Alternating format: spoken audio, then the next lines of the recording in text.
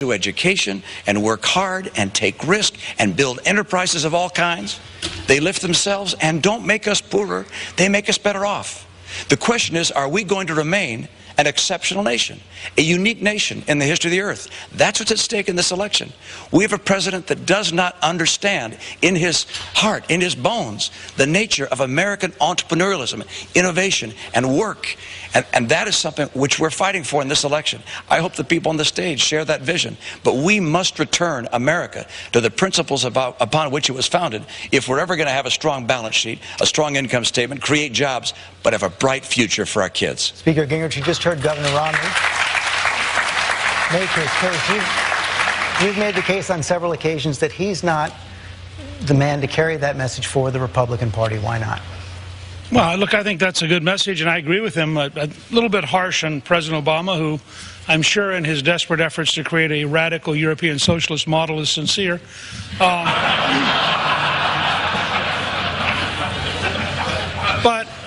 you know, I think the Wall Street Journal captured it the other day in their dialogue when their editorial board met, and they said, I had a very aggressive pro-jobs program, zero capital gains, 12.5% corporate tax rate, 100% expensing for all new equipment to dramatically modernize the system, abolish the death tax.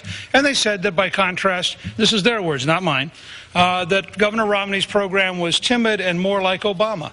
Now, I would think those are fighting words, and frankly, if he wants to fight with the Wall Street Journal on that, I wouldn't blame him. But I do think there's a difference between a bold Reagan conservative model and a more establishment model that is a little more cautious about taking the kind of changes we need. Josh. Well, Senator Santorum, you just heard from both people on either side of you. Enough substance there for you? Well, look, I like the vision. As far as substance, I agree with Speaker Gingrich. I don't think Governor Romney's plan is particularly bold or is particularly focused on where the problems are in this country. And the governor used a term earlier that I shrink from, and it's one that I don't think we should be using as Republicans. Middle class. There are no classes in America. We are a country that don't allow for titles. We don't put people in classes. There may be middle-income people. But the idea somehow or another we're going to buy into the class warfare arguments of Barack Obama is something that should not be part of the Republican lexicon.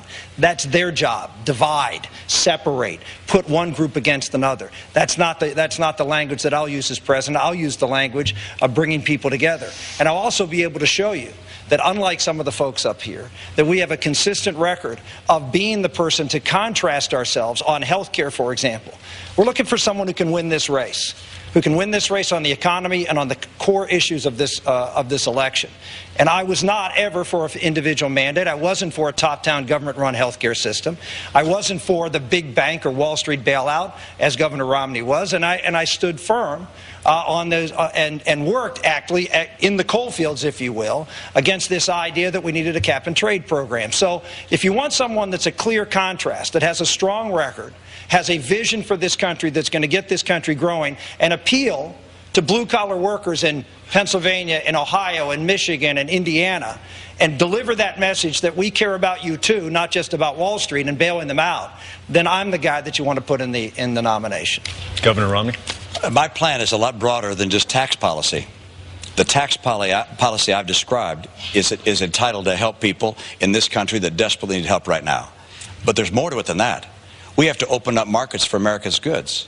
As the most productive people in the world, more output per person from an American than anywhere else in the world, we have to open up markets for our goods. We haven't done that under this president. European nations and China over the last 3 years have opened up 44 different trade relationships with various nations in the world. This president's opened up none. We have to open up trade. We have to take advantage of our extraordinary energy resources. At the same time, we're going to have to do something about the regulations in this country. As a party, sometimes we talk about deregulation. What we're really shorthanding is that we want to change old regulations that are crushing enterprise and put in place those that encourage enterprise. I understand how the economy works because I've lived in it. There are a lot of guys who spent their life in Washington have a very valid and important experience, but they have not been on the front line competing with businesses around the world. I have. I know what regulations kill and which regulations help enterprise.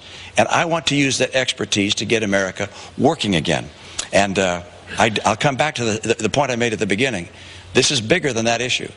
This is really an issue, a campaign about the direction of this country. This is a choice. And by the way, if we don't make the right choice this time, we may not be able to for a very, very long time. This is a critical time in the history of this country. Governor Huntsman, vision for dealing with China, competing around the world. Listen, we have the most important relationship of the 21st century with China. We've got to make it work. Of course we have challenges with them. We've had challenges for 40 years. It's nonsense to think you can slap a tariff on China the first day that you're in office, as Governor Romney would like to do. You've got to sit down and sort through the issues of trade like you do with North Korea, like you do with Iran, like you do with Burma and Pakistan and the South China Sea. They're all interrelated. And to have a president who actually understands how that relationship works would serve the interests of the people of this country from an economic standpoint and from a security standpoint. I'm sorry.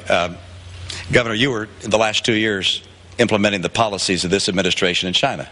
The rest of us on the stage, we're doing our best to get Republicans elected across the country and stop the policies of this president being put forward. My own view on the relationship with China is this, which is that China is stealing our intellectual property, our patents, our designs, our know-how, our brand names. They're hacking into our computers, stealing information from not only corporate computers, but from government computers, and they're manipulating their currency. And for those that don't understand the impact of that, I've seen it. I've seen it.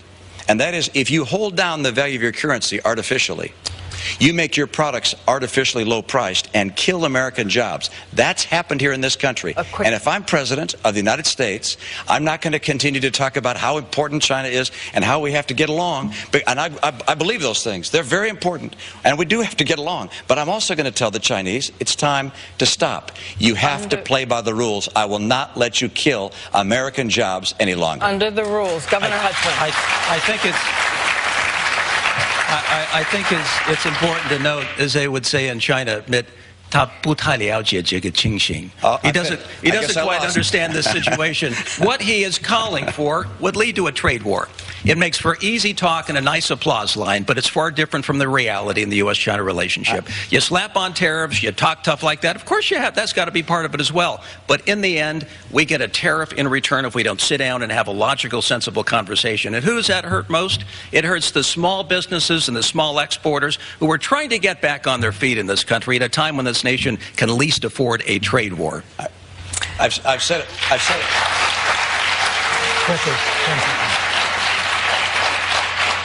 I've said it before, and I'll say it again. The last thing China wants is a trade war. We don't want one either. And we'll be right. But they sell us this much stuff. We sell them this much stuff. Tell me who doesn't want the trade war? They don't want it real bad. And we've been listening for 10 years for people talking about how we can't hold China to the rules of free and fair trade. And if I'm president, I will hold them to those rules. And we'll respect each other, but we are not going to let them just run all over us and steal our jobs. Got to take a break. We'll be right back with a final word. You're watching live coverage from Manchester, New Hampshire of the ABC News Republican Party debate. Live from St. Anselm College in Manchester, New Hampshire, once again, Diane Sawyer and George Stephanopoulos. We are back and so grateful for this debate tonight, and we thought we might just end on something personal. It's Saturday night again as we meet. So if you weren't here running for president, Governor Perry, what would you be doing on a Saturday night? I'd probably be at the shooting range. Instead of being shot at. Yeah. Speaker Gingrich? I'd be watching the college championship basketball game. Football game. I mean, football game. Thank you. I'd be doing the same thing with my family. We'd be huddled around and we'd be watching the championship game. Afraid it's football. I love it. Yeah. I'd be home with my family, but if they all went to bed, I'd probably read an economic textbook. I'd be on the phone with my two boys in the United States Navy because they're a constant reminder of what is great about this nation and awesome about the emerging generation in this country. And on that note, once again, we thank you all. Tuesday, the big primary in New Hampshire, and that is it for us here at St. Anselm College in Manchester. And we want to thank all of you in the audience and your families. Once again, your families are here, and we salute all of you who have spent your Saturday night here with us too, and we thank everybody here in New Hampshire for joining us. And stay with ABC News. We have full coverage coming up. Thanks to all the candidates again. Stick with us, everyone at home. We're going to have full analysis coming up in just a couple minutes. We'll be right back. Much more to come as ABC News live coverage of the New Hampshire Republican Party debate continues.